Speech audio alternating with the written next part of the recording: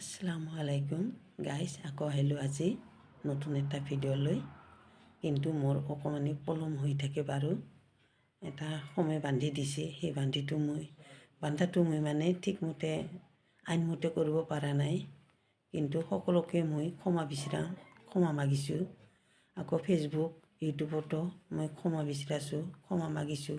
মই খুব ব্যস্ত সময়ত মানে কামটো টাইমত ওলাই দিব নোৱাৰা হৈছোঁ। গতিকে মোৰ অলপ পলম হৈ আছে, আপোনালোকে মোক বেয়া নাপাব। মই খুব বিজি মানুহ। গতিকে আজি এটা নতুন ভিডিঅ' লৈ আহিছোঁ বাৰু, যে ছোৱালী এজনী কিমান মূল্য।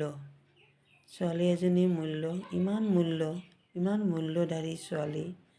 এই ছোৱালীজনী ঘৰত থাকে, সৰুৰ পৰা ঘৰত থাকি পেলাই স্কুল পঢ়ে, কলেজ যায়। এনেকুৱা কৰি বহুত ডাঙৰ হৈ পেলাই চাকৰিও কৰে কিছুমান ছোৱালী।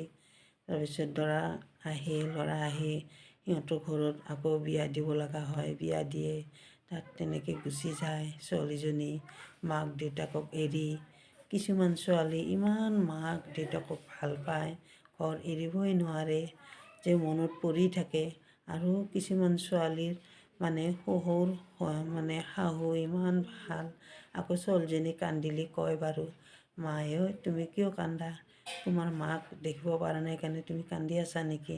তেতিয়া ছোৱালীজনী কয়, নহয় অ' মা, মই এনেই কান্দিছোঁ। জানো তুমি তোমাৰ মাৰ কথা মনত পৰিছে, দেউতাৰ কথা মনত পৰিছে ন। হ'ব বাৰু, তোমাক মই এদিন লৈ যাম। আমি দূৰত থাকোঁ নহয়, এদিন যাই পেলাই দুদিনমান থাকি পেলাই আহিবা তুমি। মই লৈ যাম তোমাক, বুজিছানে?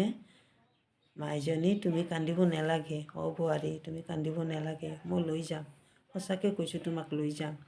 কাৰণ ছোৱালীজনীও বহুত মানে ভাল ঘৰত পঢ়িছে। আৰু সেই ছোৱালীটো ইমান ভাল, আৰু ঘৰখনো ভাল, আৰু দেৱাৰ আছে, ননদ আছে, চবৰ লগতে মিলিজুলি থাকিলেও বাৰু তথাপি ঘৰ এৰিব নোৱাৰে।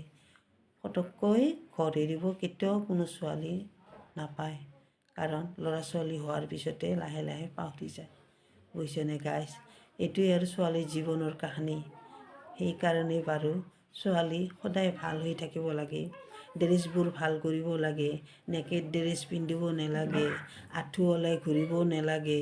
এইটো সদায় আল্লাহৰ তৰফৰ পৰা বৰদোৱা আহে।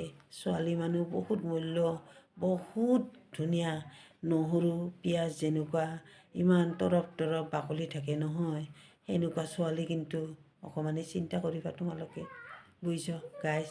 মই তোমালোকক ভালৰ কাৰণে কওঁ বাৰু। কিছুমান ছোৱালী অলৰেডি একদম উলংগ হৈ ঘূৰে, বুকুতো কাপোৰ নাই, মানে ফেৰাটো কাপোৰ নাই, এটা হাফ পেণ্ট পিন্ধে কোনোমতে। সেইবোৰ হাফ পেণ্ট পিন্ধি কি ঘৰৰ চবৰ আগতে হাতী মিলি ফুৰে, কোনো একো নকয়। সি ডন এটা, কোনো একো নকয়, চিঞৰে। দেউতাকে যদি কয় এইটো কিয় পিন্ধিছা, কিয় এইটো নিপিন্ধি কি পিন্ধিম, লেঙেটাই থাকিম নেকি, তেনেকৈ কয় দেউতাকক। এনেকুৱা মানে বেয়া ছোৱালী আছে। চব ছোৱালী কিন্তু বেয়া নহয়, কিছুমান ছোৱালী মা দেউতাকৰ বাধ্যকাৰী।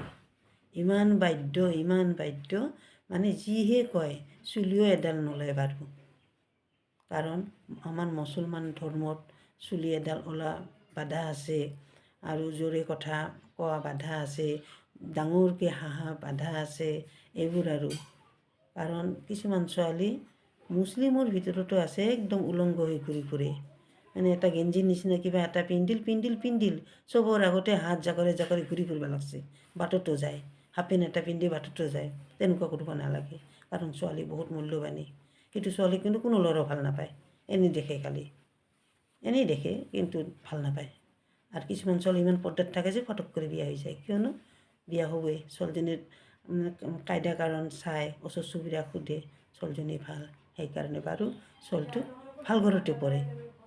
তেনেকুৱা যদি সেইজনী ছোৱালীৰ নিচিনা যদি আৰু বেলেগ ছোৱালীও হৈ থাকে, তেতিয়াহ'লে বৰ ভাল কথা।